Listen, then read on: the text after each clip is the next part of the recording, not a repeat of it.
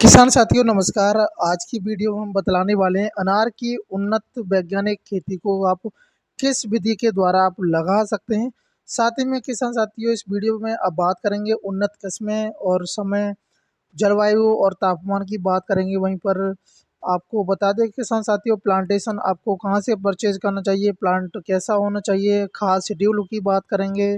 और जो कि होता क्या है किसान साथियों, जैसे कि नए नए जो किसान होते हैं अनार की खेती करना चाहते हैं या वो पहले से कर रहे हैं तो कुछ परेशानियों का सामना करना पड़ता है, जैसे कि कुछ बीमारियां भी आती हैं इस फसल में। तो उसको बीमारियों को कैसे कंट्रोल आप कर सकते हैं आसानी से, साथ ही में आपको किस विधि के द्वारा इसकी बुवाई करनी चाहिए और आपको मल्ची पेपर लगाना है या नहीं लगाना है, आपको A to Z जानकारी इस वीडियो में मिलने वाली है। किसान साथियों मैं आपसे निवेदन करना चाहूँगा, चैनल पर पहली बार आए हैं तो चैनल को सब्सक्राइब जरूर कर लें और घंटी वाले बटन को जरूर दबा दें, जिससे कि वीडियो के नोटिफिकेशन आपको कंटिन्यू मिलते रहेंगे। तो किसान साथियों सबसे पहले हम बात करेंगे जलवायु की। तो किसान साथियों जो एक अनार की जो खेती है एक उपोष्ण एवं आर्द्र शुष्क जलवायु की फसल है, जो कि इसके लिए ना तो ज़्यादा सर्दी चाहिए होती है, क्योंकि सर्दी में ज़्यादा प्रोडक्शन नहीं निकल पाता है, तो नॉर्मल थोड़ा टेम्परेचर होना चाहिए। और बात करते हैं किसान साथियों, जैसे कि जो अनार की फसल को सबसे ज़्यादा महाराष्ट्र एक ऐसा स्टेट है जो कि अनार का उत्पादन सबसे ज़्यादा वहीं से निकलता है और सबसे किसान किसान साथी भी वहीं के साथ अनार की फसल को ज़्यादा लगाते हैं। वैसे तो किसान साथियों आप उत्तर प्रदेश में लगा सकते हैं, बिहार में लगा सकते हैं, मध्य प्रदेश हो गया, राजस्थान हो गया, महाराष्ट्र है आपका और पश्चिम बंगाल है। इन स्टेटों में भी आप आसानी से अनार की फसल को कर सकते हैं। और इससे क्या होता है किसान साथियों, अनार की फसल आप मंडी में देखते हैं, आप मार्केट के भाव देखते हैं तो अनार के भाव हमेशा ऊपर रहते हैं। और साथ ही में किसान साथियों इस फसल से आप लाखों रुपए कमा सकते हैं। और साथ ही में आप इस फसल के साथ साथ मल्टी क्रॉपिंग फसल भी कर सकते हैं। दूसरे टॉपिक की बात करते हैं किसान साथियों तापमान। तो तापमान की बात करें तो मिनिमम जो अनार की फसल की जो तापमान की जो आवश्यकता होती है 10 से लेके 12 मिनिमम होना चाहिए। और मैक्सिमम तापमान की बात करते हैं तो 40 से लेके 42 डिग्री सेंटीग्रेड तक चल जाता है। अगर इससे ऊपर नीचे होता है थोड़ा, जो पौधा होता है उसमें हमारे में वो जो ग्रोथ होती है वो रुक जाती है। और प्रोडक्शन के टाइम पर ये थोड़ा अगर सर्दी ज़्यादा होती है तो प्रोडक्शन में थोड़ी, जैसे कि फल ड्रॉप हो रहा है, फूल ड्रॉप हो रहा है, ऐसी समस्या आने की संभावना बन जाती है। वहीं पर बात कर लेते हैं तीसरा टॉपिक, मिट्टी यानी कि भूमि किस प्रकार की होनी चाहिए अनार की फसल को लगाने के लिए।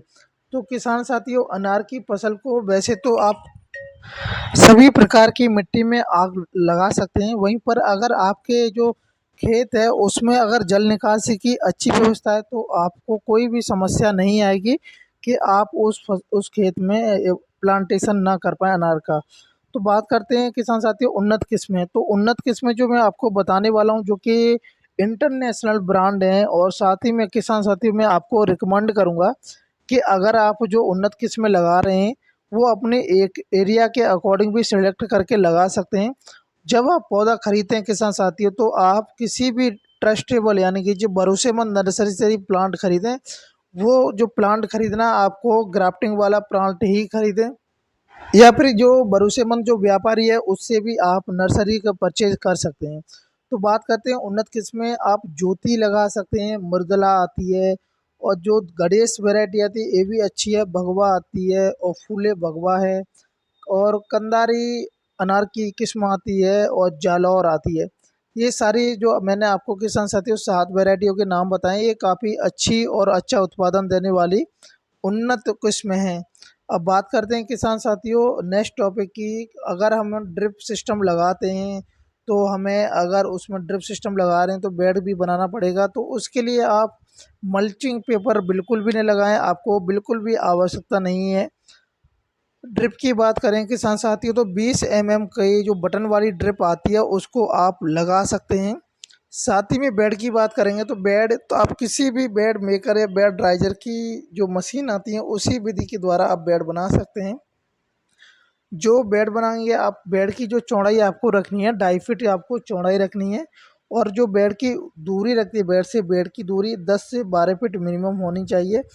क्योंकि किसान साथियों जब आप मल्टी क्रॉपिंग फसल लगाते हैं इसमें, क्योंकि आपको 2 साल तक कोई भी फल नहीं मिलेगा, मिलेगा लेकिन इतना नहीं मिलेगा आपको, तो उसमें आप दूसरी फसल भी कर सकते हैं। जहीं वहीं पर किसान साथियों बेड की ऊंचाई आपको 1 फीट रखनी है। किसान साथियों अब बात कर लेते हैं प्लांटेशन की। तो प्लांटेशन की बात करते हैं तो लाइन से लाइन की दूरी आपको 10 से 12 फीट रखनी है, और प्लांट से प्लांट का जो डिस्टेंस है वो आपको 6 से 8 फीट का मिनिमम रखना है।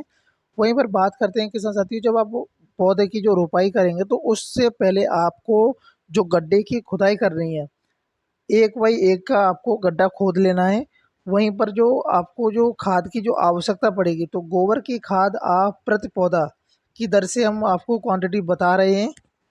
एसएसपी खाद ले सकते हैं आप 100 ग्राम। वहीं पर सरसों की खली और जो खल बोलते हैं 500 ग्राम लेनी है, और डीएपी 100 ग्राम। प्रति पौधे की जो आपको मैंने क्वांटिटी बता दिया किसान साथियों, उसके अकॉर्डिंग आप लगा सकते हैं। जो पर किसान साथियों पौधे रोपने से पहले आपको 20 से 25 दिनों तक जो गड्ढा आपने खोदा है उसे खोद करके अच्छी सी धूप दिला दें, क्योंकि उसमें कोई भी इंसेक्टिसाइड जैसे कीड़े होते हैं, जैसे दीमक हो गई, तो वो ख़त्म हो जाएगी। और वहीं पर सिंचाई की बात करें, अगर आप नॉर्मल विधि के द्वारा अगर बुवाई पेड़ पौधे की रोपण किया है तो उसमें आप 10 से 15 दिन की अंतराल में सिंचाई कर सकते हैं, या आवश्यकता अनुसार भी कर सकते हैं। अगर आप ड्रिप सिस्टम लगाया है तो 3 से 4 दिनों के अंतराल पर सिंचाइयाँ आपको कर देनी है। वहीं पर बात करेंगे किसान साथियों 1 एकड़ में जो प्लांट की जो आवश्यकता पड़ेगी वो कितनी पड़ती है। 200 से लेके 220 पौधे की आपको आवश्यकता पड़ सकती है। वहीं पर बात करेंगे जो इस फसल में जो बीमारियां आती हैं, जो रोग देखने को मिलते हैं, जैसे कि सूख पेड़ अच्छा वाला होता है, अच्छा खासा होता है, वो सूखने लगता है तो बिल्ट रोग आ जाता है, तो उसको कंट्रोल कैसे कर सकते हैं। पाउडरी मिल्ट ड्रॉप हो गया, फल ड्रॉपिंग फुल ड्रॉपिंग की समस्या आती है। वहीं पर रस चूसक की बात करें और हरी इल्ली का रोग है अगर, तो उसके लिए रासायनिक दवा का स्प्रे कैसे कर सकते हैं। तो बेल्ट का अगर आपको रोग देखने को मिल रहा है तो साथी किसान साथी उसमें ट्राइकोडर्मा 500 ग्राम प्रति एकड़ की ड्रिप से आप जड़ों के पास में डाल दें, जिससे कि आपके रोग की निजात मिल जाएगी। वहीं पर पाउडरी मिल ड्रॉप की बात करें तो बायर कंपनी की फॉलिसर आती है, जो कि 20 ml प्रति लीटर पानी में घोलकर स्प्रे आपको कर देना है।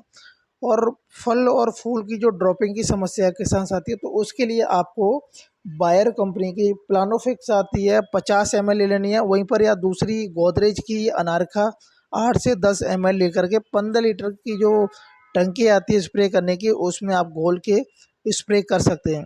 वहीं पर बात करेंगे कि साथियों अगर रस चूसक जैसे कि आ गया है तो उसमें यूपीएल की लेंसर गोल्ड आती है 35 ग्राम ले आप प्रति एकड़ की दर से ले सकते हैं। वहीं पर हरी इल्ली की बात करते हैं तो उसके लिए आप बायर कंपनी की अच्छी है सेलोमोन आती है 12 ml ले सकते हैं प्रति एकड़, वो आपको स्प्रे प्रति पौधा कर देना है। वहीं पर बात करेंगे जो हमें खाद का शेड्यूल बनाना है प्रत्येक साल के बाद में, तो हम कौन सा खाद उसमें डाल सकते हैं। तो किसान साथी पहला खाद हमें डालना है, जैसे कि हमारी 1 साल की फसल हो जाती है, अरे पौधा हो गया है, तो उसके बाद में जो खाद डालने हैं, यूरिया ले लेना है आपको 250 ग्राम, डीएपी 120 ग्राम और एमओपी 125 ग्राम। वहीं पर गोबर की खाद 5 किलोग्राम प्रति पौधे की मैंने आपको क्वांटिटी बताई है। इन चारों खादों को अच्छी तरह मिक्स करेंगे और पौधे की जड़ के पास में डाल देना है। सेकंड खाद की बात करते हैं, दूसरी व चौथी साल के अंतराल में जो आपको खादों की आवश्यकता पड़ेगी किसान साथी, वो आप यूरिया ले सकते हैं 350 ग्राम, डीएपी 250 ग्राम ले सकते हैं, और पोटास 250 ग्राम आप ले सकते हैं। वहीं पर गोबर की खाद 10 किलोग्राम प्रति पौधे की दर से आपको जड़ में डालना पड़ेगा। तो किसान साथियों मैं आशा करता हूँ आपको अगर ये वीडियो अच्छी लगी हो तो वीडियो को लाइक ज़रूर कर दें, और अगर आपका कोई सवाल है तो सवाल का हमें कमेंट करके पूछ सकते हैं। और चैनल पर पहली बार आए हैं तो चैनल को ज़रूर सब्सक्राइब करें और घंटी वाले बटन को ज़रूर दबा दें। जय हिंद, जय भारत, जय किसान।